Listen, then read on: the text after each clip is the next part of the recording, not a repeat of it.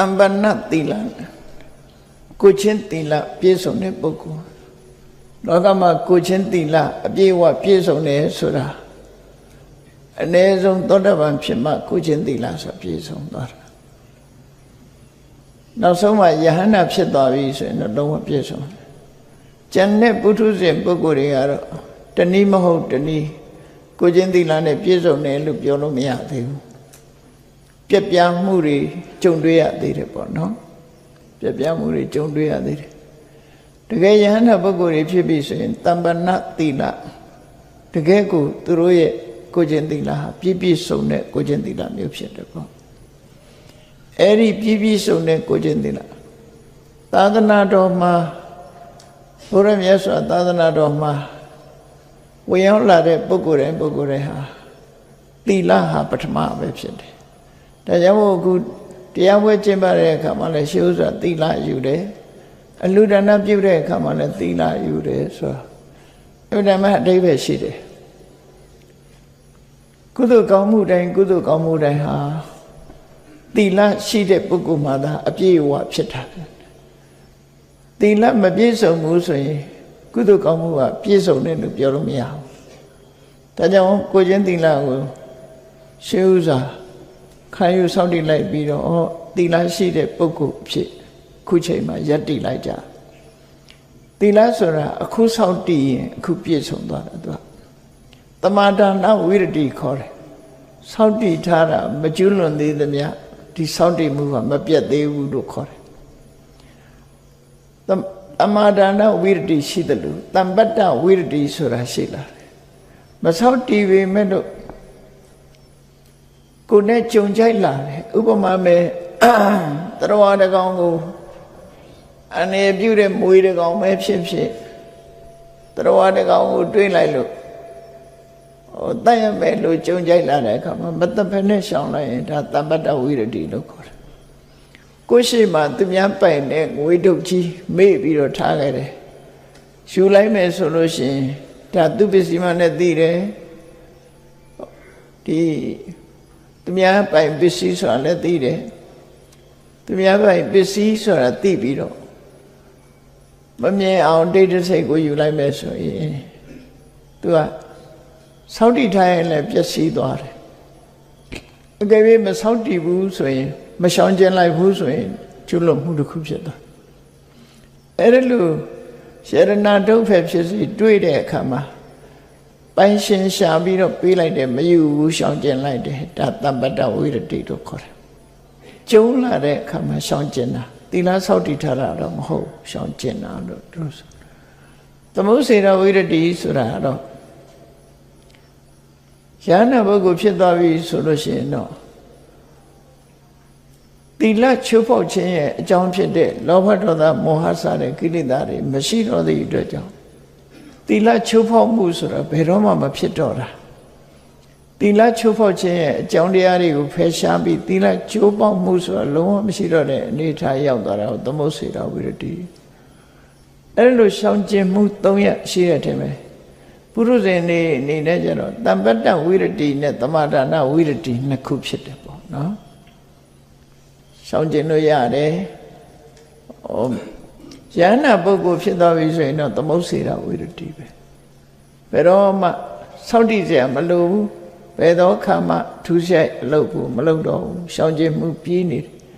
Dayamo, Tambana Dila Sura. Take a Dila Pisone Sura, Shana Pitama Loma Pisone. Peroma Majuma Bomb, Mapiamajare Dila, Loma Pisodavi, the Sur. Dilan Tadanata Adilo said,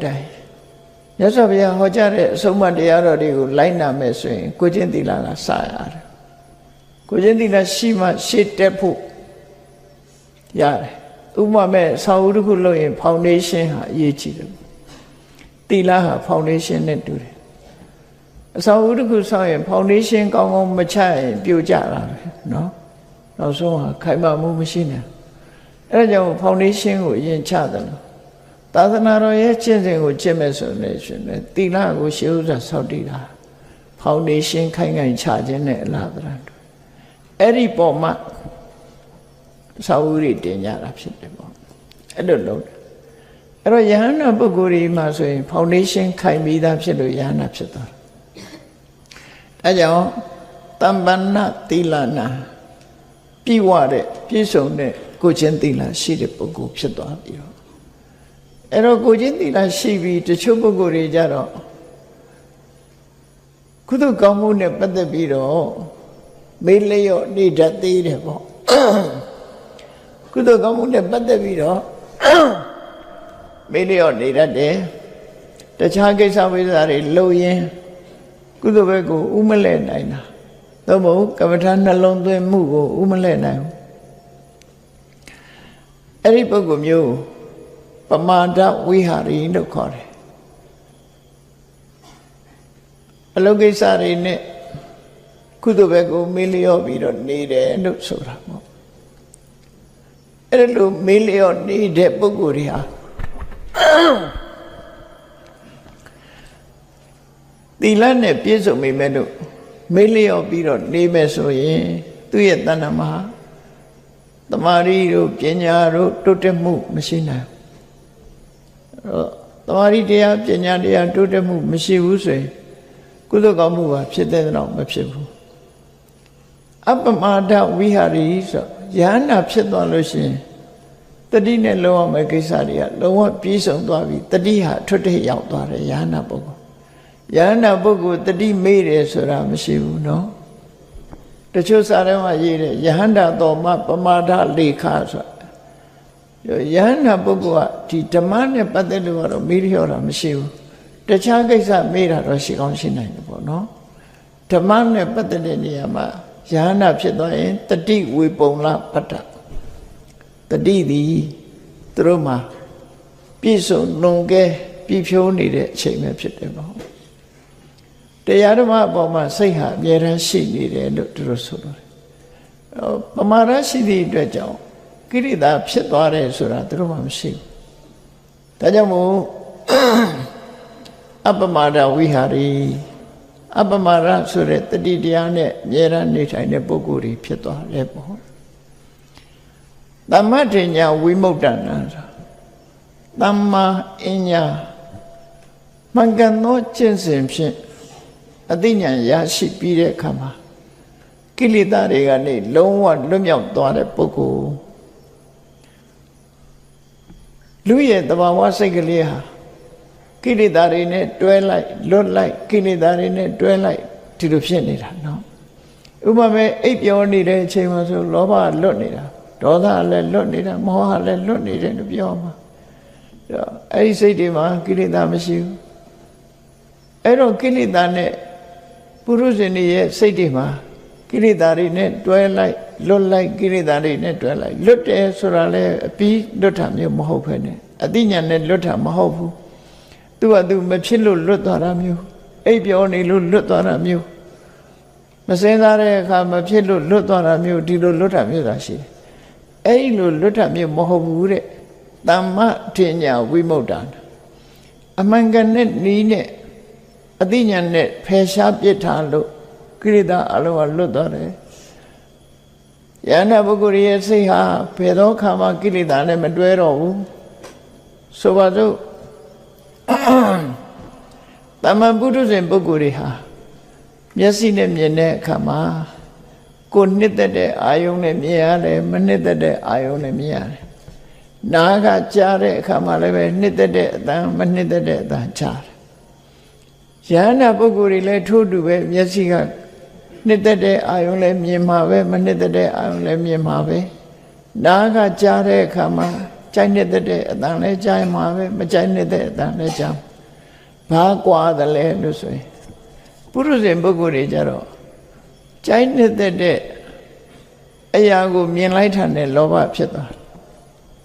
မကြိုက်တာတွေ့လိုက်တာနဲ့ဒေါသဖြစ်သွားတယ်အဲ့ဒီမှာကွာသွားတယ်မျက်စိဆိုတာတော့အကောင်းဆုံးမြင်နေမှာပဲနားကလည်းအကောင်းဆုံးကြားမှာပဲရောယန္တာပုဂ္ဂိုလ်တွေကကောင်းတဲ့ตาရတဲ့အတန်လေးကြားလို့လောဘမဖြစ်ဘူးကိုမကြားခြင်းနဲ့အတန်ကြားလို့လည်းဒေါသမဖြစ်ဘူးလောဘဒေါသမောမဖြစ်ဘူးမောဟလည်းပဲကင်းစင်နေတယ်ကိလေသာတွေမဖြစ်ဘူးပုရုဇဉ်တွေကြတော့ မြင်တဲ့အာယုံကိုအကြောင်းပြုပြီးလောဘဖြစ်လိုက်ဒေါသဖြစ်လိုက်မောဟဖြစ်လိုက်ကြားတဲ့အတန်ပေါ်မှာလောဘဖြစ်လိုက်ဒေါသဖြစ်လိုက်မောဟဖြစ်လိုက်နေကိရိတာတွေများစွာဖြစ်နေလို့ပုထုဇဉ်တို့ခေါ်တာပုထုအများကြီးစနာဖြစ်စေတယ်ရှင်တဲ့နှလုံးထဲမှာကိရိတာတွေအဖြစ်များနေတယ်အဲ့ဒီလိုအဖြစ်များနေတဲ့ကိလေသာတွေကယန္တာပုဂ္ဂိုလ်တွေဟာဝိပဿနာတရားကိုကြင်ကြံကြိုးကိုအထုတ်လိုက်လို့မက်စိတ်ဖြစ်ပေါ်လိုက်တာနဲ့တပြိုင်နက်ဆရာမက်တွေကကိလေသာတွေကိုဖယ်ရှားပြလိုက်လို့ကိလေသာတွေကလုံးဝခွင်းလုံးကျွတ်လွတ်သွားတာအဲ့ဒါကိုတမ္မာထင်ညာဝိမု ക്ത နာစိတ်ကလေးကလောဘဒေါသမောဟနဲ့မတွဲတဲ့ဖြူစင်တန်ရှင်းတဲ့စိတ်ကလေးဖြစ်သွားတယ်။ဘာနဲ့မှမတွဲတော့ဘူး။ဒါပထမစိတ်ရဲ့လွတ်မြောက်မှု။တနည်းအားဖြင့်ပြောရင်ကိုယ့်ရဲ့စိတ်ကလေးဟာကိလေသာကလွတ်သွားတာပထမကိလေသာကလွတ်သွားပြီးတော့ကိလေသာနဲ့ကံနဲ့ပေါင်းစပ်ပြီးတော့အကျိုးပေးမဲ့ဘဝခန္ဓာကလွတ်သွားတာဒုတိယနော်ကိလေသာလွတ်သွားတာကအကြောင်းတရားကလွတ်သွားတယ်လို့သူတို့ဆိုလို့တယ်ဘဝမှာဖြစ်နေကြတာကိလေသာအကြောင်းခံပြီးတော့ဖြစ်တာနော်ကံလို့သာလူတွေကပြောနေကြတာအမှန်ကိလေသာကြောင့်ဖြစ်တာတကယ်ဥဒိကျနဲ့ပြောမယ်ဆိုရင်မိလိန်နာမင်းကြီးနဲ့ရှင်နာဂတိတို့မိဂုံဖြည့်တဲ့အခါမှာဆွေးနွေးကြတဲ့အခါမှာမိလိန်နာမင်းကြီးကရှင်နာဂတိကိုမေးလိုက်တယ်အရှင်ဘုရားရောနောက်ဘဝပဋိသန္ဓေနေအောင်မလားနော်နောက်ဘဝလူပြန်ဖြစ်အောင်မလားဆိုအမှန်တမဲ့မေးလိုက်တာမေးလိုက်တော့ရှင်နာဂတိကတတိထားတယ်ငါမှာကိလေသာရှိရင်တော့ပြန်မွေးမှာပဲကိလေသာမရှိရင်မမွေးတော့ဘူးလို့သူတို့ဖြေတယ်ကံရှိရင်လို့ပြောမှာမဟုတ်ဘူးသူမှာနော်ကံရှိရင်မွေးဦးမှာပဲကံမရှိရင်မမွေးဘူးလို့ဖြေတာမဟုတ်ဘူးကိလေသာရှိရင်မွေးအောင်မယ်ကိလေသာမရှိရင်မမွေးအရေးကြီးတာကိလေသာအဓိကကိလေသာနဲ့ကံပေါင်းစပ်မှဘဝတစ်ခုဆိုရတယ်ဥပမာမဲ့ကံဆိုတာမျိုးစိတ်ကိလေသာဆိုတာထိုမျိုးစိတ်ကိုအကူအညီပေးတဲ့မြေနဲ့ရေဆိုပါစို့အဓိကမြေနဲ့ရေမျိုးစိတ်လေးဟာဘလောက်ပဲကောင်းတဲ့မျိုးစိတ်ပဲဖြစ်ဖြစ်မြေနဲ့ရေနဲ့မထိအောင်ထားလို့ရှိရင်အပင်ပေါင်းမှာမဟုတ်ဘူးလေအဲ့ဒါလိုပဲကံတရားတွေဘလောက်ရှိနေနေကိလေသာနဲ့ပေါင်းဖက်ခြင်းမရှိဘူးရေရေကင်းနေတယ်ဆိုရင်ဘယ်တော့မှပေါင်းမှာမဟုတ်ဒီလိုဆိုလို့ရပေါ့အဲ့တော့ကိလေသာနဲ့ကံပေါင်းစပ်ပြီးတော့ဘဝတစ်ခုကိုထူထောင်တာရှေးဥစွာကိလေသာကနေလွတ်သွားပြီဆိုရင်ဒါပထမလွတ်ခြင်းပဲအဲ့ဒီကနေပြီးနောက်ကိလေသာကအကျိုးပေးမဲ့ဘဝတစ်ခုနောက်ထပ်မရှိတော့ဘူးလို့လွတ်သွားတာဒုတိယလွတ်မြောက်ခြင်းပဲအဲ့ဒီလွတ်မြောက်မှုကိုရည်ညွှန်းတာပဲယန္တာဖြစ်တယ်ဆိုတာလွတ်မြောက်သွားတာကိုပြောတာနော်ဘယ်သူလွတ်မြောက်တာတော့လို့မေးရင်စိတ်ကလေးလွတ်မြောက်တာသူပုဂ္ဂိုလ်လွတ်မြောက်တာမဟုတ်ဘူးစိတ်ကလေးလွတ်မြောက်သွားတာစိတ်ကလေးကဘယ်ကလွတ်တုံးပထမကိလေသာကလွတ်တယ်ဒုတိယပြန်ဖြစ်ခြင်းမှလွတ်သွားတယ်ဟောလွတ်သွားပုံအဲ့ဒါလွတ်အဲ့ဒါကိုဆိုလိုတယ်တမ္မတိညာဝိမု ക്ത နာမင်္ဂစွာသိပြီးတော့ကိလေသာတွေကလွတ်မြောက်သွားတဲ့ပုဂ္ဂိုလ်ရဲ့မာရောမက္ကနဝိနတိအဲ့ဒီပုဂ္ဂိုလ်ဘဝတစ်ခုအဆုံးသတ်သွားရင်သူဖယ်ရောက်သွားတယ်ဆိုတဲ့လမ်းကြောင်းကိုရှာလို့ဘယ်တော့မှတွေ့မှာမဟုတ်ဘူးတို့ဆိုလို့တယ်နော်ဘုမပြေမှာလဲလူတယောက်တည်သွားတယ်ဆိုရင်လေချွန်နတ်ဆိုပြီးသွားမေးကြတယ်ဖယ်ရောက်တော့သိချင်ကြတာဟုတ်နော်ဟုတ်လားမဟုတ်လားမသိဘူးလေချွန်နတ်ကိုမေးကြအဲ့လိုမေးတဲ့ကလေချွန်နတ်ပြောတာဘယ်မှာရောက်နေတယ်ဘယ်မှာဖြစ်နေတယ်နဲ့တခြားနေရာတွေမှာလည်းအဲ့လိုမေးတာတွေကြားဘူးတယ်နော်ဒီရန်ကုန်ပတ်ဝန်းကျင်ကတော့လေချွန်နတ်မေးတာတပြည့်ကတော့ဘာချွန်နတ်မေးတယ်တော့မသိဘူးမေးကြတယ်အဲ့တော့ဘယ်ရောက်နေတုံးဆိုတာသိအောင်အဲ့ဒီလိုယန္တာပုဂ္ဂိုလ်ကြတော့ဘယ်ရောက်နေတုံးလို့ဆိုတာမေးလို့မရတော့ဝင်ကိတမထေမြတ်ပုံနာဒီပေါ့ဝင်ကိတမထေမြတ်ရဲ့ထုပ္ပတ္တိဝင်ကိတဟာလူဘဝတုန်းကမန္တန်တစ်ခုတက်တယ်ပုံနာမျိုးဖြစ်တယ် လူသေးရဲ့ခေါင်းကိုခောက်ပြီးတော့မေးလို့ရှိရင်ဒီလူဟာပဲရောက်တယ်ဆိုတာသိတယ်သူပညာကနော်လူသေးရဲ့ခေါင်းရိုးကိုခောက်ပြီးတော့အုတ်ခေါင်းကုံကိုခောက်လိုက်ပြီးတော့ပဲရောက်တယ်ဆိုတာသူကဖြေထုတ်နိုင်တယ်ဒါသူပညာရကအဲ့လိုမြတ်စွာဘုရားစီရောက်တဲ့အခါကျတော့ယဟန္တာပုဂ္ဂိုလ်ရဲ့ဥခေါင်းကိုမြတ်စွာဘုရားပေးတော့သူခောက်ကြည့်တယ်ဘယ်လိုခောက်လို့မရဘူးဘယ်ရောက်နေတယ်ဆိုတာအဖြေထုတ်လို့မရတော့အဲ့ဒီကြတော့မှသူစိတ်ဝင်စားသွားတာဒါဘာမှန်တန်တုံးပေါ့ဘယ်ရောက်တယ်ဆိုတာသူမသိဘူးမြတ်စွာဘုရားစီကအဲ့ဒီမန္တန်ကိုသင်ញင်လို့ဘုန်းကြီးဝတ်လိုက်တာတကယ်ရတော့ဘုန်းကြီးဝတ်လိုက်တဲ့အခါမှာတရားဓုရသွားတော့ခေါ်ယဟန္တာဖြစ်သွားနော်ပညာရက်ဆိုတာထူးဆန်းတယ်ခါတိုင်းတော့တမန်ဘသူပဲအုတ်ခေါင်းပဲဖြစ်ဖြစ်ခေါင်းရိုးတွေကိုခောက်ပြီးဒီလူကတော့ငရဲမှာဒီလူကတော့ပြိတ္တာဘဝမှာဒီလူကတော့တိရစ္ဆာန်ဒီလူကတော့လူပြန်ဖြစ်နေတယ်ဒီလူကတော့နတ်ပြည်ရောက်သွားတယ်ဆိုတော့ခောက်ပြီးမေးရတယ်သိနိုင်ရဟန္တာဘုံခေါင်းကြတော့ခောက်ချင်တော့ခောက်မထွက်လာဘူးအဖြေမထွက်လာအေးအဲ့ဒါမျိုးလို့ယဟန္တာပုဂ္ဂိုလ်ရဲ့သွားရလမ်းကိုမသိနိုင်ဘူးဆိုတာကိုမြတ်စွာဘုရားဓမ္မပဒဟောတာအဲ့တော့ယဟန္တာဖြစ်ဖို့ရဲ့အကြောင်းတရားတွေပါထည့်ဟောတာတမ္ပန္နသီလပြည့်စုံတဲ့သီလရှိရမယ်အပမဒဝိဟာရီတရားဓမ္မကိုမပြတ်မနှက်ကျင့်သုံးနေထိုင်တဲ့အပမဒနဲ့ကျင့်သုံးနေထိုင်တဲ့ပုဂ္ဂိုလ်ဖြစ်ရမယ်သမ္မတဉ္ဇဝိမု ക്ത ကောင်းစွာသိပြီးတော့ကိရိတာကလွတ်မြောက်တဲ့ပုဂ္ဂိုလ်ဖြစ်ရမယ်အဲ့တော့ယဟန္တာရဲ့အရည်ချင်းတွေကိုလူဖော်ပြပြီးယဟန္တာပုဂ္ဂိုလ်ရဲ့လမ်းကြောင်းဆိုတာရှာလို့တွေ့မှာမဟုတ်ဘူးဒီလိုအဓိပ္ပာယ်ကိုဖော်ပြအဲ့တော့ဒီနေရာမှာဘာကိုအကြောင်းပြုပြီးတော့ဒီဒေသနာတော်ကိုဟောတာလဲခုဒီဒေသနာတော်အရယဟန္တာဖြစ်အောင်ကျင့်တဲ့နိလန်းကိုလည်းပဲမြတ်စွာဘုရားအထက်မှာထည့်သွင်းထားတယ်ယဟန္တာဖြစ်ခြင်း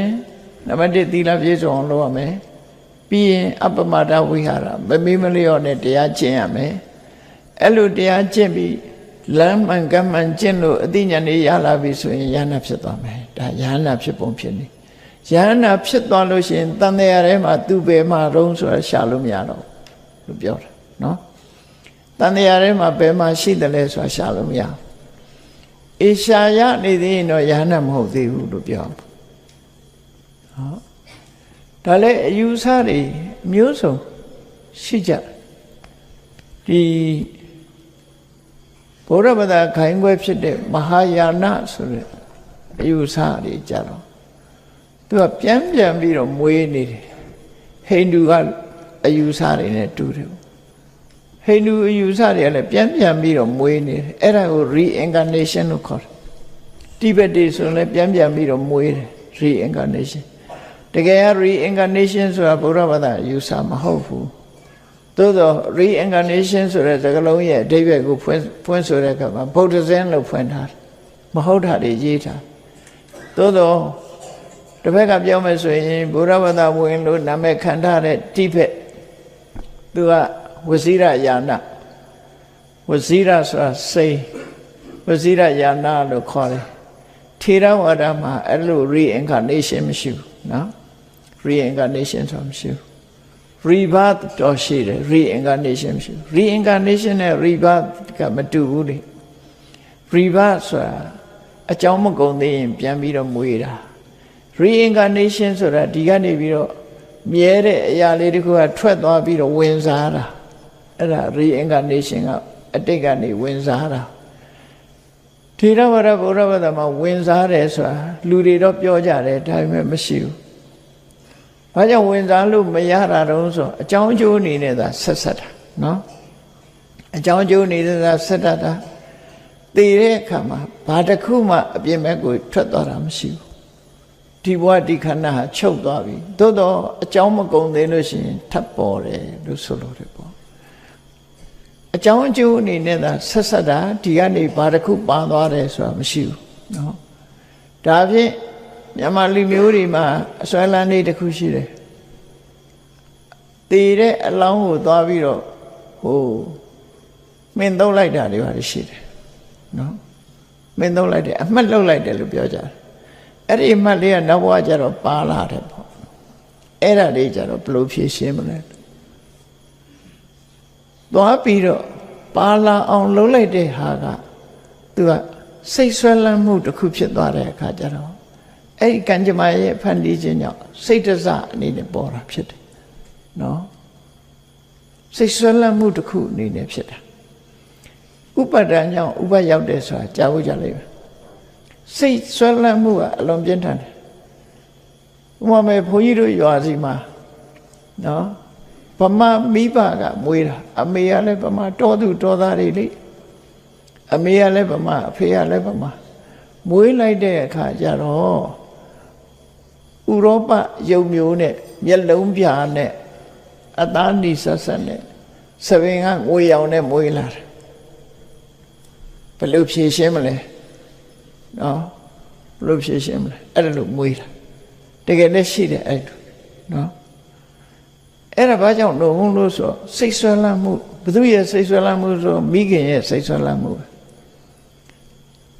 တော်ရွာတွေကိုဒီကမ္ဘာရဲ့ကျမရေးဖွဲ့ရဲ့အစီအစဉ်နဲ့တူပါတယ်ငပြားရောဂါတိုက်ဖြတ်ရေးအစီအစဉ်မှာ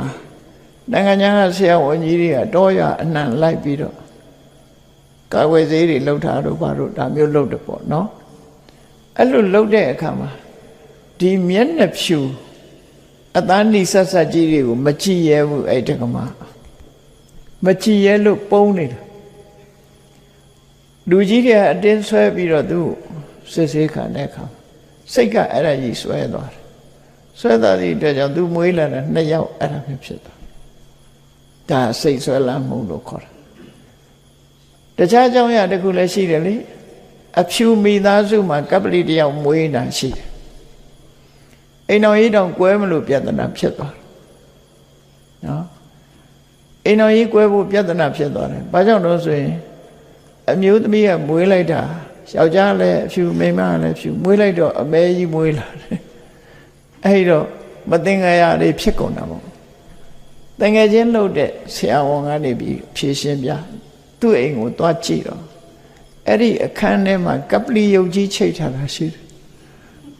အမျိုးသမီးကနေတိုင်းအဲ့ဒီကပလီယုတ်ကြီးကိုမြင်နေတာစိတ်ဆိုတာကဆွဲကျင်ရဆွဲတာလေဟိုလိုဆွဲတာမဟုတ်ဘူးမျက်နှာတွေကမထွက်ဘူးစိတ်အဲ့ဒီဆွဲလန်းမှုတွေကပါသွားတယ်ခုနလည်းပဲတည်သွားတဲ့လူကိုအမှတ်လုပ်လိုက်တယ်ဆိုတော့တည်သွားပြီးချင်းသူကပြိတ္တာဖြစ်တယ်ပြိတ္တာဖြစ်လိုက်တဲ့ကသူ့ body ကိုသူမှတ်လိုက်တာသူသိနေတယ်အဲ့ဒါကြောင့်နောက်ဘဝမှာအဲ့ဒီဆွဲလန်းကြောင်ဖြစ်တယ်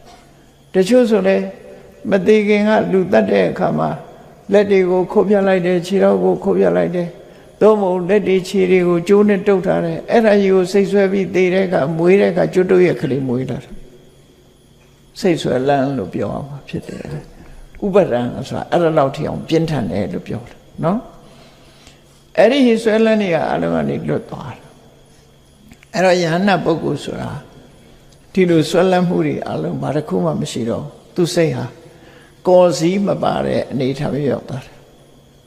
စက္ကူလေးနှစ်ချက်ဟာအတူကတ်ထားတော့လည်းပဲကော်စည်းမပါရင်ခွာလို့ရတယ်အလဲကောင်မှာကော်စည်းလေးထည့်လိုက်လို့ရှိရင်စုပ်သွားလိမ့်မယ်အတင်းခွာရင်စုပ်မှာပဲနော်အေးအခုလည်းပဲမြတ်စွာဘုရားကယဟနာပုဂ္ဂိုလ်ကျင့်စဉ်တစ်ခုကိုထည့်သွင်းပြီးဟောပြီးယဟနာဖြစ်သွားပြီဆိုရင်ဘယ်ဘဝရောက်တဲ့ဆိုတာကိုရှာလို့တွေ့မှာမဟုတ်တော့ဘူး။ဘာကြောင့်မတွေ့တော့တာလဲဆိုမဖြစ်တော့ဘူး။ဘာကြောင့်မဖြစ်တာလဲအကြောင်းတရားတွေကုန်ခန်းသွားပြီ။မျိုးစေ့ကပျက်စီးသွားပြီဒါကြောင့်မို့အပင်မပေါက်တော့ဘူးလို့သူတို့ဆိုတယ်။အဲ့တော့ဗုဒ္ဓဘာသာတွေတချို့ပုဂ္ဂိုလ်တွေကြတော့ပေါက်ချင်တဲ့ပုဂ္ဂိုလ်ကမပေါက်တော့ဘူးဆိုရင်မလို့ချင်တော့ဖြစ်တယ်။နိဗ္ဗာန်ကိုကြောက်တာအဲ့ဒါပဲပေါ့နော်။ဗုဒ္ဓဘာသာနိဗ္ဗာန်ကဒီခန္ဓာကိုယ်ကြီးရက်ဆဲသွားပြီးမဖြစ်ရတော့ဘူးဆိုရင်လူတိုင်းကမလို့ခြင်းဘာကြောင့်မလို့ခြင်းတော့ဘဝတဏှာဖြစ်တာကိုကြိုက်နေတာမို့ဖြစ်တာကိုမကြိုက်တော့ဘူးဆိုရင်လိုခြင်းသွားမှာပဲဖြစ်မှုရဲ့ဒုက္ခတွေကိုမြင်လာလို့ရှိရင်လိုခြင်းမှုကပြတ်ဆဲသွားမှာအရေးကြီးတော့ကတော့ဖြစ်ခြင်းနေလို့ဖြစ်နေကြတာဖြစ်တယ်ပေါ့ဒါကြောင့်မို့တဏှာဒုက္ခသမုဒယောနန္ဒီဒုက္ခသမူလံဆို လိုချင်မှုနှစ်သက်မှုကဒုက္ခရဖြစ်ခြင်းအကြောင်းတရားပဲဒီလိုဆိုလို့တယ်နော်အဲ့တော့ reincarnation ဆိုတာမရှိဘူးခုန rebirth တော့ရှိတယ်အဲ့လိုယဟန္တာပုဂ္ဂိုလ်ကြတော့ rebirth ပါမရှိတော့ဘူးလို့ဒီလိုဆိုလို့တယ်ပေါ့ကဲတော့ဒီဇလန်းဒီဒေသနာဟောတာအဖြစ်အပျက်တစ်ခုကိုအကြောင်းပြုပြီးဟောတာဘလို့အဖြစ်အပျက်တုံးဆိုလို့ရှိရင်မြတ်စွာဘုရားလက်ထက်ကဂေါဓိကဆိုတဲ့မျိုးသားတယောက်ဟာသာသနာပေါင်းဝင်လာတယ်သာသနာပေါင်းဝင်ပြီးတော့စံတရားကိုအထုတ်တယ်သမထကျင့်စဉ်ကိုကျင့်တယ်ဝိပဿနာမဟုတ်သေးဘူးသမထကျင့်စဉ်ကိုကျင့်တယ်ပြီးရင်ဝိပဿနာကျင့်တယ်သမထကျင့်စဉ်ကိုကျင့်လိုက်တိုင်းသူဟာမထိန်နိုင်ပဲနဲ့ခဏခဏဆုံးရှုံးတယ်တမာရီတရားတွေကခဏခဏဆုံးရှုံးတယ်ရတော့ရတယ်စံတရားရလိုက်ဆုံးရှုံးသွားလိုက်စံတရားရလိုက်ဆုံးရှုံးသွားဘာကြောင့်အဲ့လိုဆုံးရှုံးတာတော့ဆိုရင်သူ့မှာလေသီးကြီးသလိပ်ဆိုတဲ့အခြေခံနဲ့ဆွဲကပ်နေတဲ့ယောဂတစ်ခုရှိတယ်အဲ့ဒီယောဂမျိုးကိုအာတင်္ဂလို့ခေါ်တယ်အာတင်္ဂဆိုတဲ့ဆွဲနေတဲ့ယောဂအဲ့တော့လူတွေမှာယောဂရှိနေလို့ရှိရင်သူကတခုတော့နောက်ဆက်ဖြစ်တတ်တယ်အဲ့တော့သူတရားထုတ်တဲ့အထုတ်တိုင်းကြက်မဲ့ရေးမကောင်းတဲ့အတွက်ကြောင့်တမာတိဟာမထိန်နိုင်ပဲနဲ့တမာတိဟာပြည့်တယ်တမာတိဆိုတာပညာနဲ့မတူထိန်ထားတဲ့အချိန်လေးပဲရှိတယ်လွတ်လိုက်ရင်မရဒါမို့ကမ္မထာထိုင်တဲ့လူတွေကြည့်နေထိုင်နေတော့အကောင်းသားပဲထသွားတော့အကျိုးဖြစ်တယ်တော့နော်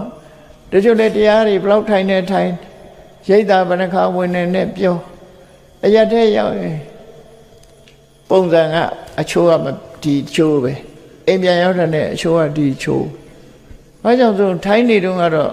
တမာရီဖြစ်တယ်လေအသိပညာမဖြစ်ဘူးထားလိုက်တာနဲ့တပြိုင်နက်အသိပညာတမာရီကပျောက်သွားတယ်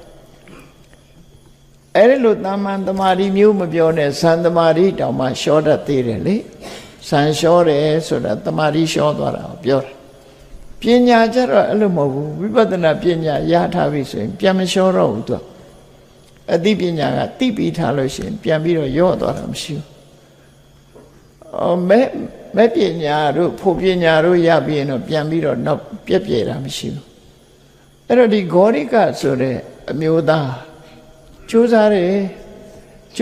အခါဇံရတယ်ရပြီးရင်ပြန်ပြီးတော့ဝင်စားဖို့ကြိုးစားတယ်ပြီးရင်ပြန်လျှော့သွားတယ်ဘာကြောင့်လဲသူခန္ဓာကိုယ်ကကြံ့ခိုင်မှုအားနေပြီးယောဂဖြစ်တယ်အဲ့ဒီယောဂအကြောင်းသံဝင်စားမှုကခဏခဏပြတ်တယ်ခဏခဏပြတ်တဲ့ဇံကိုဒီစေတောဝိမု ക്തി တာမယိကစေတောဝိမု ക്തി တို့ခေါ်တယ်တာမယိကဆိုတာလောကီဇန်နေဟာဝင်စားတဲ့အချိန်လေးမှသာကိလေသာကလွတ်တာမဝင်စားရင်ပဂရိတိုင်ပြန်ဖြစ်တယ်နော်ကိလေသာမလွတ်တော့ဘူးလို့ဆိုလို့တယ်ဝင်စားနေတဲ့အချိန်လေးမှာကိလေသာလွတ်တယ်မဝင်စားတဲ့အချိန်မှာတမ္မာပုဂ္ဂိုလ်တွေလိုဖြစ်သွားပြန်တယ်အဲ့ဒီလိုဖြစ်တော့ယောဂလည်းဖြစ်သူစိတ်ထဲမှာအာမလို့အမရဖြစ်တယ်ဘာတွေးမိတော့ဆိုရင်ဇံဝင်စားလိုက်ဇံကပျောက်သွားလိုက်နောက်တစ်ခါပြန်ကြိုးစားလိုက်ရလိုက်ပြန်ပြီးရင်ဆုံးရှုံးသွားလိုက်ရတော့ရတယ်ခဏခဏဆုံးရှုံးနေတယ်အဲ့လိုဆုံးရှုံးနေတဲ့အခါကျတော့ဒီလိုသာဆုံးရှုံးနေမယ်ဆိုရင်သူ့ရဲ့ဘဝဟာကောင်းမှာမဟုတ်တော့ဘူးထူးခြားတဲ့တရားတွေတမာရီတရားတွေခဏခဏဆုံးရှုံးနေတယ်အဲ့တော့ဘဝကြီးကလည်းပဲညီဝေးစရာကောင်းပါတယ်ဒီဘဝမှာဒီလောက်ဒုက္ခကျမ်းမာမှုမရှိတဲ့ခန္ဓာကိုယ်ကြီးပေါ်မှာသူတွေ့တာမှုတွေနည်းလာတယ်ရောကြလာဆိုလိုတာဒီဘဝခန္ဓာကြီးကိုမလိုချင်တော့ဘူးသိခြင်းစိတ်ပေါက်လာတယ်ပေါ့နော်တာမန်ပုဂ္ဂိုလ်တွေသိခြင်းနဲ့ဆိုတဲ့အခါမှာတော့သိခြင်းနဲ့ဆိုတာလေးတွေကများသောအားဖြင့်ဘဝပေါ်မှာညီငွေလို့သိခြင်းတာလည်းရှိတယ်တန်ဝေကနဲ့ညီငွေပြီးတော့သိခြင်းတာရှိတယ်တစုံတစ်ခုကြောင့်လူတွေကြတော့လူတွေသိခြင်းတာဘာကြောင့်လို့ဆိုရင် ကိုဒုက္ခကိုမခံနိုင်လို့သိကျင်တာလည်းရှိတယ်ကိုနဲ့ဟုတ်လားတွဲပေါ်တွဲဘက်ကိုဝမ်းနဲ့အောင်လှုပ်ချင်တာလည်းရှိတယ်ဝမ်းနဲ့အောင်လှုပ်ချင်ဝမ်းနဲ့အောင်ပြချင်တယ်ဗောလေခံစားနေရအောင်လှုပ်ချင်တဲ့စိတ်လည်းရှိတယ်အဲ့ဒီခါမှာကိုယ့်ကိုယ်တတ်သိမှုတွေဖြစ်တယ်နော်ကိုဒုက္ခကိုမခံနိုင်လို့တတ်သိတာတစ်မျိုးငါသိသွားရင် तू လွမ်းချင်ရင်မယ်ဆိုတဲ့အနေထားမျိုးနဲ့လည်းလှုပ်တာလည်းရှိတယ်လူစိတ်ဆိုတာတော်တော်ဆန်းတယ်နော်တော်ဆန်းတယ်အဲ့ဒီလိုလှုပ်တဲ့ဟာမျိုးနဲ့ဆုစိုက်လှုပ်တယ်ဒီယန္နာဒီပုဂ္ဂိုလ်ကြတော့ခောရိကကြတော့ခဏခဏတရားတွေကတမာရိဇန်တွေကခဏခဏဆုံးရှုံးတဲ့အခါမှာခန္ဓာကိုယ်ကြီးကလည်းမကြမ်းမဖြစ်တော့ဘဝပေါ်မှာညှင်းငွေ့လာတယ်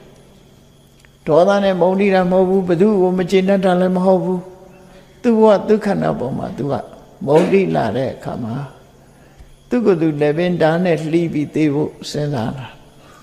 မြတ်စွာဘုရားလက်ထက်ကအဲ့လိုပဲဒါတွေကပုထုဇဉ်တွေကစဉ်းစားတာအရိယဖြစ်သွားရင်အဲ့လိုမလုပ်တော့ကိုယ့်ကိုယ်တတ်သိတယ်ဆိုတော့ပုထုဇဉ်ပုဂ္ဂိုလ်တွေအဲ့လိုပုထုဇဉ်ပုဂ္ဂိုလ်တွေထဲမှာစိတ်ညစ်လို့တတ်သိတာမဟုတ်ဘူးသူတို့ကြတာဘဝခန္ဓာကြီးကိုညှင်းငွေတာနဲ့စိတ်ညစ်တာနဲ့မတူထပ်ဘူးနော်တည်တည်ချာချာကိုယ့်ဟာကိုယ်စဉ်းစားကြည့်တခုပြောစရာအာယုန်တခုမှမပြောတော့ဘူးဘဝကြီးကိုလည်းဟိုတည်းမဖြစ်ဘူးအဲ့ဒါလို့ကိုယ်ခန္ဓာနဲ့ကိုယ်အသက်ပေါ်မှာ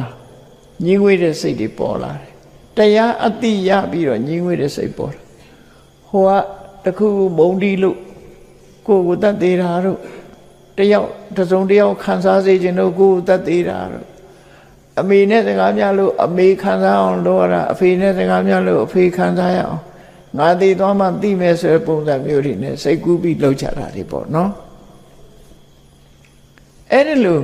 ဟာမျိုးမဟုတ်တော့ဘူးသူကိုယ်ခန္ဓာပေါ်မှာသူတွေ့တာမှုမရှိတော့လို့ကိုယ်ကိုတတ်သေးတာအဲ့ဒါမျိုးကြတော့သူတော်ကောင်းတွေကလှုပ်တတ်တယ်အဲ့ဒါစူးစိုက်လှုပ်တယ်ဆိုတာရှိတယ်စူးစိုက်လှုပ်တာရှိတယ်အဲ့တော့ဂေါရိကဆိုတဲ့ယဟန်ဟာသူ့ဘဝနဲ့သူ့ခန္ဓာမလို့ကျင်တော့လို့ခေါင်းရိပ်တဲ့သင်္နုံနာနဲ့လက်ဘင်းကိုလှီးလိုက်တာသို့တော့သူဟာသီလရှိတယ်လူတွေကတွေးကောင်းတွေးလိုက်မယ်ကိုယ့်ကိုတတ်တာရောပါဏာတိပါဒမဖြစ်ဘူးလားလို့သူများတတ်တာလို့ပါဏာတိပါဒတော့မဖြစ်ဘူးသူများမှမဟုတ်တာဟုတ်နော်သူများမဟုတ်သည့်အတွက်ကြောင့်ကိုယ့်ကိုတတ်တာကိုပါဏာတိပါဒတွေမှမပါဘူးနော်သို့တော့ယဟန်တွေကကိုယ့်ကိုတတ်ကောင်းလားဆိုမတတ်ကောင်းသူများကိုတတ်လို့ရှိရင်ယဟန်တစ်ပါးဟာသာသနာတော်မှာသီလတွေအလုံးဆုံးရှုံးသွားတယ်ပါရဇိကဆိုကြတယ်ကိုယ့်ကိုတတ်လို့ရှိရင်ဒုက္ခပဲရှိတယ်ဒုက္ကတဆိုတာမှားယွင်းတဲ့လောက်ရတစ်ခုအနေနဲ့ပဲဖော်ပြတယ်နော်ပါရဇိကကြတယ်လို့မဟုတ်ဘူးမြတ်စွာဘုရားအဲ့တော့ကိုယ့်ကိုညင်းငွေးတဲ့ပုဂ္ဂိုလ်တွေဟာရှေးကသူတော်စင်တွေဟာကိုယ်လည်းကိုလှီးပြီးသိဆုံးသွားကြတယ်အဲ့တော့ဒီဂေါရိကအထေကလည်းခဏခဏယောဂတွေကဖြစ်ယောဂလည်းမပြောက်ဘူးတရားထုတ်လို့ကလည်းအဆင်မပြေဘူးဆိုတော့ခန္ဓာကိုယ်နဲ့အသက်ပေါ်မှာမငဲ့ကွက်ပဲသူ့ရဲ့သင်္နုံနာနဲ့သူကသူပက်လက်အိပ်ပြီးတော့လှီးလိုက်တာလှီးလိုက်တဲ့အချိန်ပိုင်းလေးမှာသူဟာဝေဒနာကြီးစွာဖြစ်လာနာရမောဝေဒနာစွာခံရခဲ့တဲ့ဝေဒနာဖြစ်တယ်အဲ့ဒီဖြစ်တဲ့အချိန်လေးမှာပဲတတိဘလောက်ကောင်းတယ်ဆိုတာတတိနဲ့ဖန်ထိန်ပြီးကမ္မထံတရားကိုသူရှုလိုက်တဲ့အခါမှာရှင်တဲ့ကိလေသာတွေလည်းကုန်သွားရောသိလည်းသိရောအဲ့ဒါမျိုးကိုဇီဝိတသမတိတိလို့ခေါ်တယ်နော်ဇီဝိတသမတိတိဆိုတာအသက်ထွက်တာနဲ့ကိလေသာကုန်တာပြိုင်သွားတယ်လို့ဆိုလိုတယ်တိတဆိုတာဥခေါင်းတိတိဆိုတာခေါင်းချင်းပြိုင်လာတယ်ဖြစ်ပြနှစ်ခုပြိုင်ပြီးတော့ဖြစ်တာကိုတိလို့ပြောတာနော်တိတနှစ်ခုဆုံးလာတယ်အဖြစ်ပြနှစ်ခုဟာတပြိုင်တည်းလို့ဖြစ်သွားတယ်အဲ့တော့တကယ်ကတော့ယဟနာဖြစ်ပြီးတာနဲ့တပြိုင်တည်းအသက်ကုန်သွားတယ်အဲ့ဒီနှစ်ခုကပြိုင်ပြီးတော့ဖြစ်သွားလို့ဇီဝိတသမတိတိလို့ခေါ်တယ်ဒီနေရာမှာစာပေကျမ်းကမှာသမတိတိဆိုတာသုံးခုပြထားတာရှိတယ် ရိယပဋ္ဌသမတိတိဆိုတာဣရိယာပုလည်းအပြောင်းလိုက်ကိလေသာလည်းကုန်လိုက်ဒီနှစ်ခုအဖြစ်နှစ်ခုဟာပြိုင်သွားပြီဆိုလို့ရှိရင်ဒါဣရိယာပဋ္ဌသမတိတိရောဂသမတိတိယောဂဖြစ်နေတယ်တရားလည်းအထုတ်တယ်အထုတ်ယောဂလည်းပျောက်တယ်တရားဓုလည်းရတယ်ဆိုရင်ဒါရောဂသမတိတိလို့ခေါ်တယ်ဇီဝိတသမတိတိကျတော့ဒီယန္နာလည်းဖြစ်အသက်လည်းကုန်ကိလေသာလည်းကုန်အသက်လည်းကုန်အဲ့ဒီပုဂ္ဂိုလ်မျိုးဇီဝိတသမတိသူဟာသူ့ကိုယ်သူလည်းပဲနှိမ့်လိုက်တဲ့အခါအဲ့လိုဖြစ်တယ်ဝက်ကလိမထေတို့သန္နမထေတို့ဆိုတာလည်းမြတ်စွာဘုရားလက်ထက်မှာကိုယ်လည်းပင်ကိုလှီးပြီးတော့ဘဝကိုဆုံးသက်တဲ့ပုဂ္ဂိုလ်တွေပဲဖြစ်တယ်သို့တော့သူတို့ဟာချက်ချင်းတတိထားပြီးတော့ဝိပဿနာတရားကိုအထုတ်လိုက်တဲ့အခါမှာတူထောင်းတဲ့အချိန်ပိုင်းလေးအတွင်းမှာပဲယန္နာဖြစ်သွားကြတယ်အဲ့ဒါကိုလူတွေကမသိလိုက်ကြဘူးမသိတော့တချို့ဘာပြောတော့ဆိုယန္နာကိုတတ်တယ်လို့ထင်နေကြတာမဟုတ်ဘူးယန္နာမဟုတ်ဘူးတတ်တဲ့အချိန်ကသောတပန်တော့မဟုတ်ဘူးပုရုဇဉ်စစ်ပဲသောတပန်ဖြစ်ရင်တော့ကိုတတ်မှာမဟုတ်တော့ဘူးနော်စူးစိုက်လုပ်တဲ့ဆိုပုထုဇဉ်ပဲအဲ့ဒီမှာဂေါရိကမထေရဟာအဲ့လိုဖြစ်သွားတယ်ဖြစ်သွားတဲ့အခါမှာပလက်လန်ပြီးတော့လက်ဘင်းကိုလှီးလိုက်တော့သူ့ခေါင်းကလက်ဘင်းကပြတ်သွားတယ်ပြတ်သွားတဲ့အခါမှာလက်ရဘက်ကိုခေါင်းကစောင်းကျသွားတယ်လက်ဝဲဘက်မစောင်းကြဘူးအဲ့ဒါကိုကြည့်ပြီးတော့လူတွေကပြောတာဓမ္မရဲ့ယဟန္တာဖြစ်လို့ရှိရင်လက်ရဘက်မှာဒါဟာအဲ့လိုဆိုလိုတာမဟုတ်ဘူးနော်ယဟန္တာဖြစ်တာမဖြစ်တာနဲ့လက်ရနဲ့ဘာမှဆိုင်ဘူးနော်ဘုဒ္ဓသီရာတွေလည်းရှိတယ်ယဟန္တာတွေအဲ့တော့ယဟန်တွေကများသောအားဖြင့်ညာဘက်ကိုလက်ရဘက်ကိုစောင်းအိတ်လေးရှိတယ်အဲ့ဒီအလေးချင်းကြောင့်ဆက်ကဖြတ်လိုက်တဲ့အခါလည်းပဲသူ့ဘာသူ automatic ဟိုဘက်စောင်းသွားတာအဲ့လိုပဲစာထဲမှာဆိုထားတာနော်ဒါလေးကိုရေးကြီးခင်ကျဲလုပ်ပြီးတော့လက်ရဘက်စောင်းသေးရင်ယဟန်တာပဲဆိုသလိုလိုနော်သိပြီးတဲ့အခါခန္ဓာကိုယ်ကပြော့နေလို့ရှိရင်လည်းအရိယာဖြစ်တယ်လို့နဲ့ဒါတွေကယုံကြည်စရာတွေတခုမှမဟုတ်ဘူးဒါရုပ်ပိုင်းဆိုင်ရာတွေကအကုန်လုံးလို့ရတဲ့ကိစ္စတွေဒါနဲ့မဆိုင်ဘူးเนาะဘုမပြေမှာပြောကြတာတွေရှိတယ်ပေါ့အဲ့ဒါလို့အဓိပ္ပာယ်မရှိဘူးပေါ့เนาะအေးသူကလက်ရပဲသူကောင်းဘာကြောင့်ကြာသွားလဲလို့ဆိုရင်အမြဲတမ်းအိတ်တဲ့ခါမှာလက်ရပဲမှာအိတ်လေးရှိတယ်လေးအိတ်လေးရှိတော့သူကသူ automatic အဲ့ဒီပဲဖြစ်သွားတယ်အကျောင်းကလည်းအဲ့ဒီပဲရောက်နေတာเนาะအဲ့ဒီပဲကိုစောင်းသွားတယ်အဲ့ဒီလိုနဲ့ဇလဲပြတ်သွားတယ်အဲ့ချိန်မှာချက်ချင်းသေးတာမဟုတ်သည့်အတွက်ကြောင့်တူတောင်းလာတဲ့အချိန်တွဲမှာငကောကမ္မထာလည်းကောင်းအထုတ်ထားတဲ့ပုဂ္ဂိုလ်ဖြစ်သည့်အတွက်ကြောင့်တတိတွေရပြီးတရားရှုမှတ်လိုက်တာယဟန္တာလည်းဖြစ်အသက်လည်းထွက်ဆိုတဲ့အနေအထားမျိုးဇီဝိတတိတိယဟန္တာဖြစ်သွားတယ်တဲ့သမတိတိယဟန္တာဖြစ်သွားတယ်အဲ့ဒါနဲ့ပတ်သက်တာကသူကိုယ်သူလည်းပဲဖြတ်တော့မလို့ဆုံးဖြတ်လိုက်တဲ့အချိန်မှာဘသူကသိတော့ဆိုမနတ်ကြီးကသိတယ်မနတ်ဆိုတာအလုံးမရှိအလုံးရှာလူတွေထဲမှာလည်းရှိတယ်လေအလုံးမရှိအလုံးရှာဟိုလူလိုက်နှောက်ရှက်ဒီလူလိုက်နှောက်ရှက်ဆိုတာသူကလည်းပဲအငြိမ်မတည်တတ်တဲ့နတ်လို့ပြောမှာပေါ့နော်ကောင်းတာလုပ်နေတဲ့ပုဂ္ဂိုလ်တွေနားဆိုပိုရောက်တယ်မကောင်းတာလုပ်တဲ့ပုဂ္ဂိုလ်တွေနားလည်းပဲသူကအားပေးတယ်အဖော်ကတော့ရှိတယ်မကောင်းတာလုပ်တဲ့လူတွေအတွက်အဖော်ကောင်းနေရှိသူကအားပေးမှာပဲကောင်းတာလုပ်ရင်တော့နှောက်ရှက်ဖို့ပဲအဲ့ဒီမနက်ကခဏခဏဒီကိုယ်တော့ဇန်လျှောတယ်ဇန်လျှောပြီးသူစိတ်ထဲမှာငြိမ်ငွေ့နေပြီသူ့ကိုယ်သူလည်းပင်ဖြတ်ပြီးတော့ဒါနဲ့လှီးတော့မယ်လို့ဆိုတဲ့ဆုံးဖြတ်ချက်ရတဲ့အခါမှာသူကတကယ်ကိုစိုးရိမ်တဲ့ပုံစံမျိုးနဲ့မြတ်စွာဘုရားကိုသွားလျှောက်တယ်နော်မြတ်စွာဘုရားကိုသွားလျှောက်တယ်မဟာဝီရမဟာပညာအဋ္ဌိယယတတာဆလ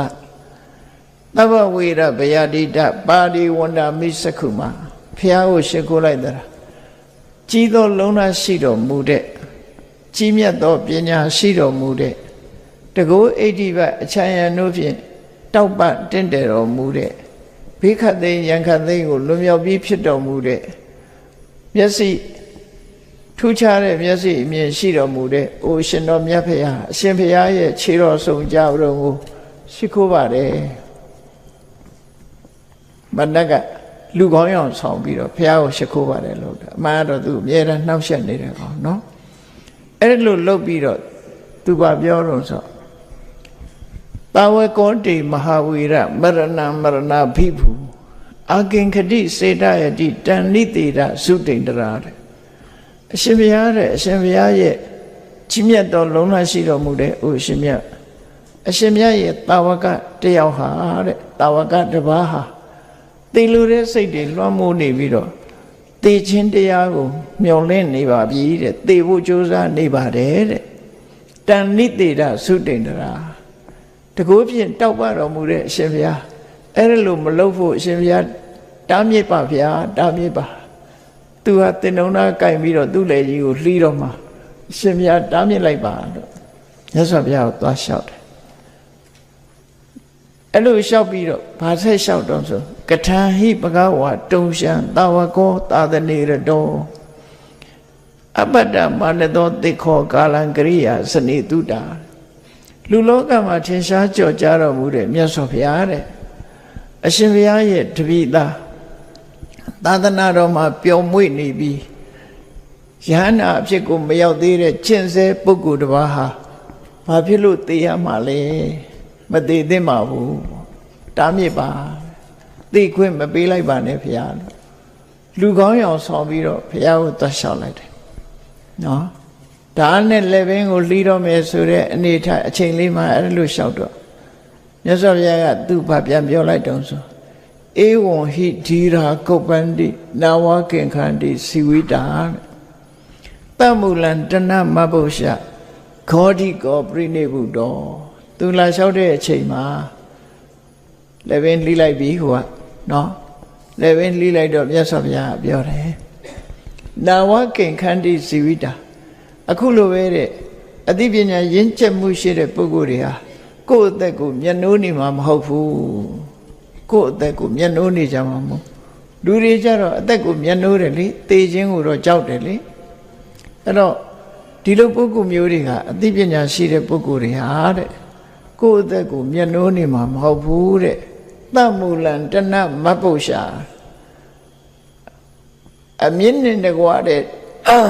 တွေ့တာမှုဆိုတဲ့တဏှာကိုပယ်နှုတ်ပြီးတဏှာရဲ့အမြင့်ဆိုတာအဝိဇ္ဇာကိုပြောတာအဝိဇ္ဇာနဲ့တဏှာနှစ်ခုရှိတယ်မယ်တဏှာက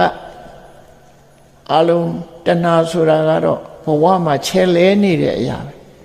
အလုံးလူတွေဟာဟိုဘဝဒီဘဝသွားတယ်ဆိုတဏှာရဲ့ချဲလဲမှုပဲအကုန်လုံးဒါကြောင့်ဘုရားဟောတာလူတွေဟာတဏှာဒုတိယပုရိသောတဲ့တဏှာအဖော်နဲ့သွားနေကြတာကိုတယောက်တည်းနေတယ်လို့ပြောတဲ့သူကလည်းပဲသူအတွေးလေးနဲ့နေတာပဲလေသူကသာပေးလိုက်ရင် single လို့တာပြောတာမသူအတွေးတွေအများကြီးပဲသူနေတာနှစ်ယောက်နေတာပဲအများတာအတွေးလေးနဲ့နေတယ်တော့အဲ့ဒီမှာတဏှာဆိုတာရဲ့အမြင့်ကအဝိဇ္ဇာပဲအဝိဇ္ဇာရှိနေသမျှတွေ့တာမှုကရှိနေမှာဒါကြောင့်မို့တဏှာကိုသူ့ရဲ့အမြင့်ဆိုတဲ့အဝိဇ္ဇာနဲ့တကွာပယ်နှုတ်ပြီးတော့တဲ့ဂေါတိကောပရိနိဗ္ဗုတောဂေါတိကဟာအဝိဇ္ဇာဆိုတဲ့အမြင့်တဏှာတရားရဲ့အမြင့်ဆိုတဲ့အဝိဇ္ဇာနဲ့တကွာတဏှာကိုဖယ်ရှားပြီးသူဟာချုပ်ငြိမ်းသွားပြီငြိမ်းသွားပြီလို့ဆိုလိုက်တယ်ယဟနာဖြစ်တာကိုငြိမ်းသွားပြီလို့ပဲပြောလို့ရတယ်ဘယ်ဘဝဖြစ်တယ်လို့ပြောလို့မရဘူးဘာလို့လို့ဆိုရင်ပြောเสียမရှိတော့ဘူးလေဥပမာတစ်ခုမြတ်စွာဘုရားရှင်းပြတယ်တမန်ပုဂ္ဂိုလ်တွေကအဲ့ဒါနားမလည်နိုင်ဘူးဘယ်ရောက်တာတော့နော်ဘယ်ရောက်သွားတော့ဆိုဘယ်ရောက်သွားတယ်လို့ပြောတဲ့စကားဟာရုပ်ခန္ဓာနာမ်ခန္ဓာရှိမှပြောလို့ရမယ်ပြန်မွေးသလားဆိုရင်ရုပ်ခန္ဓာနာမ်ခန္ဓာရှိပြန်မမွေးဘူးလားပြန်မွေးသလားလို့လည်းပြောလို့ပြန်မွေးတယ်လို့လည်းပြောလို့မရဘူးပြန်မမွေးဘူးလို့လည်းပြောလို့မရဘူးဒါဖြင့်မွေးတချို့မွေးတချို့လို့လည်းပြောလို့မရဘူးလုံးဝမမွေးဘူးနည်းနည်းလေးတော့မွေးသေးတယ်လို့လည်းပြောလို့မရဘူးချက်၄ချက်နော်ချက်၄ချက်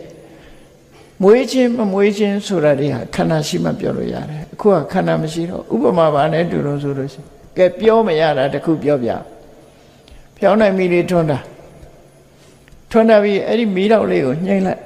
ညှိမ့်သွားအဲ့ဒီမီးတော့လေးပဲရောက်သွားတော့လို့မေးရင်ဘယ်လိုပြောမလို့ငြိမ့်သွားတယ်လို့ပဲပြောလို့ရတယ်လေဒီမီးတော့လေးကခုနလင်းနေတဲ့မီးတော့လေးကဘယ်ရောက်သွားတော့ဆိုဘယ်လိုပြောကြမလို့ငြိမ့်သွားတယ်လို့ပဲပြောလို့ရတယ်မီးတော့လေးကအထက်တဲသွားတယ်လို့လည်းပြောလို့မရဘူးအောက်ဆင်းသွားတယ်လို့လည်းပြောလို့မရဟိုရောက်သွားဒီရောက်သွားလို့ပြောလို့မရတော့ဘူးလေငြိမ့်သွားတယ်လို့ပဲပြောလို့ရတယ်အခုလေဒီပုဂ္ဂိုလ်ယဟန္တာပုဂ္ဂိုလ်ငြိမ့်သွားတယ်လို့ပဲပြောလို့ရတယ်မိတော့လေငြိမ့်တယ်လို့ငြိမ့်တယ်လို့ပဲပြောလို့ရမယ်ဘယ်ရောက်တယ်ဘယ်မရောက်ဘူးလို့ပြောလို့မရတော့နော်အဲ့လိုဆိုလို့တယ်အဲ့တော့မြတ်စွာဘုရားကတကယ်ပညာရှိတဲ့ပုဂ္ဂိုလ်တွေဟာတဲ့ကိုယ့်အသက်ကိုမနှမျောဘူးခန္ဓာကိုယ်အသက်ကိုနှမျောနေတာတွေကကိလေသာရှိတဲ့ပုဂ္ဂိုလ်တွေကနှမျောနေတာနော်ယဟန္တာပုဂ္ဂိုလ်တွေကြတော့သေကျင်တာလည်းမဟုတ်ဘူးနေကျင်တာလည်းမဟုတ်ဘူးဖဲဟာကိုမှလိုလားတောင်းတမှုမရှိဘူးအဲ့တော့မြတ်စွာဘုရားကသမူလံတဏမပ္ပုရှာဂေါတိကောပြိနေဟုတော်ဂေါတိကဟာအဝိဇ္ဇာနဲ့တဏပယ်ပြီးတော့ငြိမ့်သွားပြီတဲ့ကိလေသာတွေငြိမ့်သွားလို့ကိလေသာတွေငြိမ့်သွားတယ်ကိလေသာငြိမ့်လို့ခန္ဓာလည်းငြိမ့်သွားပြီလို့ပဲဒီလိုပဲပြောလိုက်တယ်မြတ်စွာဘုရားနော်အဲ့ဒီကြတော့ရှားဘုံတော်စခန်းဖွင့်တယ်နော်ရှားဘုံတော်မင်းသားကြီးလုပ်ပြန်တယ်မနက်ကရှားဘုံတော်ဖွင့်ပြန်တယ်ရှားဘုံတော်ဖွင့်တာအေးမဟုတ်ဘူးသူကဂေါရိကရဲ့ဝိညာဉ်ဘယ်ရောက်သွားလဲဂေါရိကတော့တည်သွားပြီဂေါရိကဆိုရဲကိုတော့ဘယ်ရောက်တယ်လဲဆိုတာကိုလိုက်ရှာတာနော်လိုက်ရှာနေတယ်သူလိုက်ရှာတာဘယ်မှရှာလို့ကမတွေ့တဲ့အခါကျတော့သူ့ဝိညာဉ်ကိုရှာလိုက်တာ32ပုံစัจ java လာအနှံ့လိုက်ရှာဘယ်မှရှာမရတဲ့အခါကျတော့လူငယ်လေးအောင်ဖန်ဆင်းပြီးဘေလူဝပန္တုဆိုတဲ့စောင်းကြီးကိုပိုက်ပြီးတော့မြတ်စွာဘုရားရှေ့ရောက်လာပြန်တယ်ဘေလူဝနတ်ဆောင်ဆိုတာသူ့ဆောင်အဲ့ဒါနောက်မှပိစ္ဆတိခရသူပိုင်တဲ့ဆောင်ကြီးသူစိတ်ညစ်ပြီးတော့ကြပြီးမေ့ကြံရတာကိုပိစ္ဆတိခကောက်သွားတာပြန်မတောင်းလို့တော်သေးတာအဲ့ဒါမနတ်ရဲ့ဆောင်ပဲဘေလူဝဆိုတာဩရှိတိလေးကမှဲ့ကစားဆိုလို့ရှိရင်ဝါထိန်နေတာမဟုတ်လေဝါနုလေးအဲ့ဒါကိုဘေလူဝပန္တုဆိုတာအဝါရောင်အဖြူရောင်ဖြော့ကလေးဖြော့လို့အဓိပ္ပာယ်ရတယ်ပန္တုဆိုဖြော့အယောင်လေးရှိတဲ့နတ်ဆောင်ကြီးတဲ့အဲ့ဒီနတ်ဆောင်ကြီးကိုကင်ပြီးတော့ပွေ့ပြီးတော့မြတ်စွာဘုရားစီရောက်လာပြီးတော့မြတ်စွာဘုရားကိုမေးတယ်ဥဒ္ဒံအဒောသတိရိယဒိတာအနုဒိတာသွားအနွေတံနာတိကိစ္ဆာမိဂေါတိကောသောကုဟိကတောတပည့်တော်အထက်လဲတောက်တယ်တက်တယ်အောက်လဲဆင်းတယ်စัจ जा တွေမှာလဲလိုက်ကြည့်တယ်အယမျက်နှာအနှံ့လိုက်ရှာတယ်ထောင်းအရတွေလဲသေချာစေးဆက်ကြည့်တယ်လိုက်ပြီးတော့စัจ java လာတစ်ခုလုံးကိုလိုက်ရှာလိုက်တာဂေါတိကဘေးရောက်တော့မှမသိဘူးရှားမတွေ့ဘူးလို့ပြောတယ်နော်ဂေါတိကဘေးရောက်တော့မှမသိဘူးတဲ့အဲ့ဒီလိုမြတ်စွာဘုရားကိုလာလျှောက်တဲ့အခါမှာမြတ်စွာဘုရားကသူ့ကိုပြောတယ်ယောတိရောဒိတိတမ္ပနောသာယိဇာနာရတောတတာအဟောရတံအနုယုံစံဇီဝိတံအနိကမေတကယ်သူတော်စင်ပုဂ္ဂိုလ်တွေဆိုတာတဲ့လုံလဝိရိယရှိကြတယ်အသိဉာဏ်ရှိတယ်ရှုနေနမသင်္ခါရတရားတွေကိုအမြဲတမ်းရှုမှတ်ပြီးတော့တမာတိလုပ်ငန်းပညာလုပ်ငန်းပေါ်မှာအမြဲတမ်းပြောင်းမွေးကြတယ်တဲ့နေရောညပါသူတို့ကြိုးစားအထုတ်တဲ့အခါမှာအသက်ကိုငဲ့ကွက်ပြီးတော့နေတာမဟုတ်ဘူးတဲ့အသက်ကိုငဲ့ကွက်ကြဘူးစိတဝါနမစ္ဆုနောသေနံသေမင်းရဲ့စိတ်တက်ကိုအနိုင်ယူချပြီးအနာဂန္တဝပုဏ္ဏဘဝသေမင်းရဲ့စိတ်တက်ကိုအနိုင်ယူပြီးတော့နောက်ဘဝမှာပြန်လည်မွေးဖွားခြင်းဆိုတာသူတို့မရှိတော့ဘူး rebirth မရှိတော့ဘူးလို့ဆိုလို့လေနော် rebirth မလုပ်တော့ဘူးသမူလံတဏမပု္ပ္ပရှာခောတိကောပရိနိဗ္ဗုတောခောတိကဟာအဝိဇ္ဇာနဲ့တဏပဲ့နှုတ်ပြီးအခုဟာငြိမ်းသွားပြီလို့ပြောင်းငြိမ်းကိလေသာတွေငြိမ်းသွားပြီခန္ဓာတွေငြိမ်းသွားပြီလို့မြတ်စွာဘုရားကအဲ့လိုမိတ်လိုက်တဲ့အခါမှာမနက်ကြီးစိတ်ညစ်သွားတယ်စိတ်ညစ်သွားတယ်အဲ့ဒါကိုမှတ်တမ်းတင်ထားတာဂေါရိကငြိမ်းသွားပြီဆိုတော့ तू ကဂေါရိကကိုမဆွဲလိုက်ရဘူးပေါ့တန်တရားထဲမှာနေတာ तू တယောက်ရော့သွားတယ်လို့ तू စိတ်ထဲမှာခံစားရနော်လူတယောက်ရော့သွားတယ်လို့ခံစားရတယ်ဂေါရိကကိုရှာလို့မရတော့ဘူးငြိမ်းသွားပြီဆိုအဲ့ဒီမှာဘာဖြစ်တုံးဆိုတော့ तू ကိုမှတ်တမ်းတင်ထားပါမှာတော့တတ္တတောကပရိဒတ္တအကြောင်းမရှိအကြောင်းရှာဂေါရိကလွတ်သွားတာကို तू စိတ်ထဲမှာတောကဖြစ်နေဖြစ်မှဖြစ်ရလေခြင်းပေါ့ तू ရှာလို့မရတော့ဘူးလောကထဲစัจ java လာတွေကထွက်သွားပြီမရှိတော့ဘူးဝိနာကိစ္ဆာဘဒ္ဒတာပိုက်ထားတဲ့စောင်းကြီးကတောကဖြစ်ပြီးတော့လျှော့ကျသွားတယ်သူ့လက်ထဲကနေအောက်ကိုလျှော့ကျသွားတယ်တတောထုမနောရက်ခောတတ္ထေဝန္တရထာယတာမျက်နှာမသာမယာနဲ့မနတ်ကြီးဟာအဲ့ဒီနေရာမှာပဲပျောက်ကွယ်သွားတယ်အဲ့ဒီစောင်းကြီးကြကြရင်တာအဲ့ဒါကိုတရားမင်းကကောက်ပြီးကဲပိဿတိကမင်းယူတော့ဆိုပေးထားတာတတိယလို့ပြန်တောင်းရင်ဒုက္ခရောက်မယ်အဲ့ဒါပေလူဝပန္နုဆောင်သမိုင်းပဲနော်ဒါကခောရိကသုတ်တံမှာလာတဲ့မှတ်တမ်းအဲ့ဒါကိုအကြောင်းပြုပြီးတော့မြတ်စွာဘုရားကတေတံသမဏသီလနံအပမဒဝိဟာရိနံသမရိညာဝိမု ddha နာမာရောမေကနဝိနတိလောကမှာကိုချင်းသီလပြည့်ပြည့်ဝဝနဲ့မမေ့မလျော့တရားဓမ္မကိုကျင့်ကြံကြိုးကိုအထုတ်လို့အမှန်ကန်သိပြီးတော့လွတ်မြောက်သွားတဲ့ယဟနာပုဂ္ဂိုလ်ရဲ့သွားရလမ်းကြောင်းကိုမနတ်ဟာဘယ်လိုမှရှာတွေးမှာမဟုတ်ဘူးဆိုတဲ့ဓမ္မဝရဒေသနာကိုဟောကြားတော်မူခဲ့တာဖြစ်ပါတယ်တရားချစ်ခင်သူတော်စင်ပြိဿအပေါင်းတို့ဓမ္မဝရဒေသနာမှဓမ္မရတနဲ့ဘဝသင်္ကန်းစာများကိုရှားယူကြပြီးတန်တရားဝိဒုက္ခကလွတ်မြောက်ဖို့ဆိုတာသီလနဲ့ပြည့်စုံရမယ်မမေ့မလျော့ကျင့်ကြံကြိုးကိုအထုတ်ပြီးအမှန်ကန်သိပြီဆိုရင်တန်တရားဝိကလွတ်နိုင်တယ်ဆိုတာအတိကိုရရှိပြီးကိုယ်စီစ조사အထုတ်နိုင်ကြပါစေကုန်သတည်း